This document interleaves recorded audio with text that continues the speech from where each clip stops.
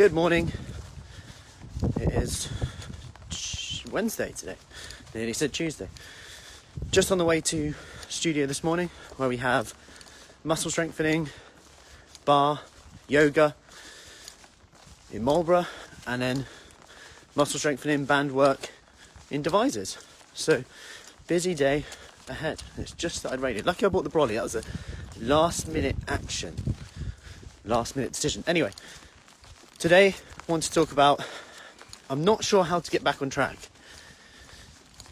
That was a message from someone that I got this week, and it's really interesting because they said that and I know that this is a common thing, as let's face it, our results pretty much are dictated by the time it takes us to not get back on plan, but the time it takes us almost dwelling on things not being as good as you think they should be. And because the time spent there means we sometimes beat ourselves up and think, what's the point? And the truth of that is we're now causing the issue, because now we're saying, what's the point? And now our actions are living up to that, and now we're getting further and further away from that so-called perfect day. And then all of a sudden, if we had just stopped and thought, actually, I was closer to my so-called perfect day when I was actually where I was in the first place, beating myself up for not being perfect. Now, so what does that actually mean?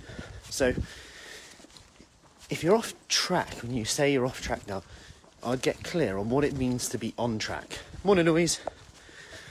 I'd say if you're off track right now, number one, get clear and write down what it means to be on track. Because sometimes I say things like, yeah, I'm not as strong as I was, not as exercising as much as I was. But then when I write it down, I'm doing lots of things in a different way. It's like 2020. Most people will say, oh, I've had a rubbish year. This has been rubbish.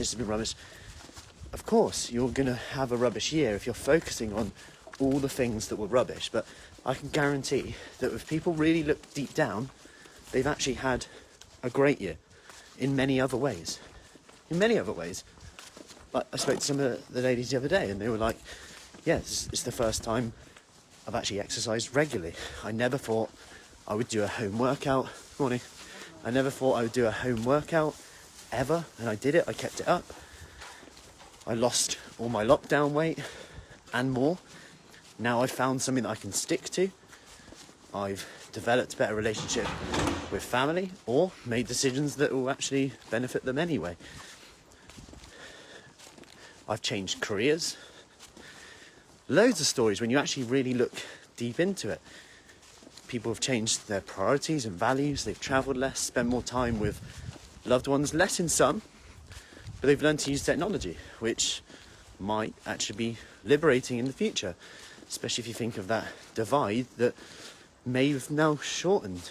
Who knows? In terms of people who can use technology and not. I could go on with that. But where our focus goes is quite important. And if we're not defining, going back to this, number one, what it means to be on track. Because if we don't define what's on track, you're just going to have this perfect day where everything is rosy and you remember your brolly every day. And this doesn't always happen. Sometimes I'm walking a bit faster with no brolly. But my point here is, one, define what it actually looks like to be on track. Then, number two, remember that you can't do everything, but you can always do one thing. You can't do everything, but you can always do one thing. And in our habit challenge, in our morning routine challenge today, we did go over this. And I spoke about this with one of the ladies who said they've got so much to do. And it's that time of the year, isn't it? Everyone's doing a lot more than normal so they can have a bit of time back.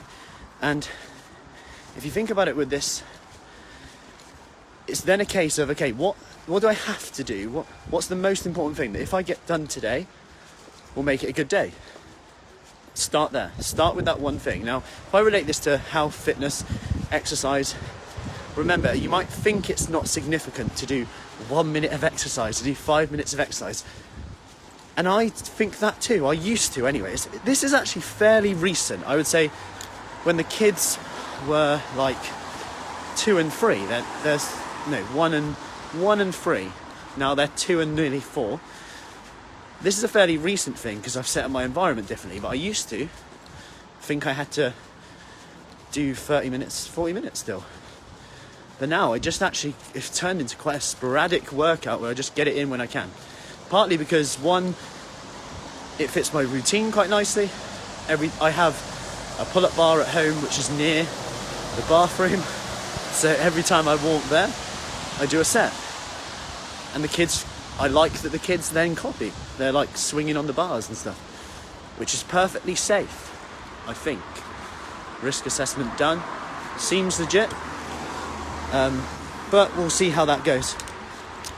But my point here is I'm setting up the environment for it, and actually those little movements, those little moments add up. They add up, and although it seems insignificant that I did one set this morning and we did a 1 minute workout in the group, it's like, what's 1 minute going to do? Yeah, not much. Calorie burning. But if it changes the way you feel, and you feel better, and you build that momentum, and that turns into 2 minutes, that turns into you going, actually, you know what? I actually feel all right now. I actually feel a bit more, like I've got a bit more energy. I'm now going to go for a walk at lunchtime. I might do a 10-minute workout tomorrow. It starts to add up small steps, and it becomes a bit easier to do. And it's like, I always go back to Judith, who did a podcast interview with our coach Julie, and this is a great interview. I'll share it, because she talks about how she didn't find it that hard. Now, I would argue what she did is hard. It is hard. Like losing 2-3 stone, committing to exercise, changing her routine, that's hard. But she did it in a way that was so small steps that it was the next logical step for her. And my point here is we're sometimes just so not clear on what it looks to be on track, or this on track is not matched our reality. So our expectations and reality have a mismatch, and then we're kind of like, we're focusing on what we can't do, when there's lots of things we can do to make ourselves feel better. So, I hope that helps. Not even sure it's raining anymore. It's not raining anymore. Anyway, any questions on that, do let me know. And any questions you have in general, just let me know. I hope that helps. So pick that one thing, and this could be as simple as today. I'm going to drink a glass of water every time Matt pops up on my Facebook, which is many glasses of water. No, I'm going to drink a glass of water before every meal. That's something I do before every meal, and also with every coffee I have. It's just become a habit now. So by default, I don't have to think about it, because I love coffee, so I always think about coffee, which means I'm thinking about water. It's a bit like, I went to the dentist the other day, they gave me a text, your appointment is tomorrow. I was like, bloody hell, let's get flossing. It's every time I'm like that. It's a habit. The text message, floss. For some reason, brushing my teeth and flossing hasn't become a habit yet. And that's simply because it kind of is, better than it was. So here's, again, beating myself up. I now floss about 4 times a week. That's the most I've ever flossed in my life, consistently. But I'm still thinking, why am I not doing 7? Yeah, interesting, isn't it? I'm doing it right then. I'm preaching this stuff and doing it with flossing. There you go. Not the dance flossing. I can do that 7 times a week.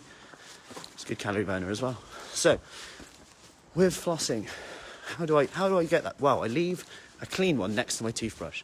That's the problem, because I often just chuck it away. Obviously, use it, chuck it away. Then I don't get the next one out. So yeah, interesting one. Anyway, hope that helps. Any questions, do let me know. And keep flossing. Speak soon.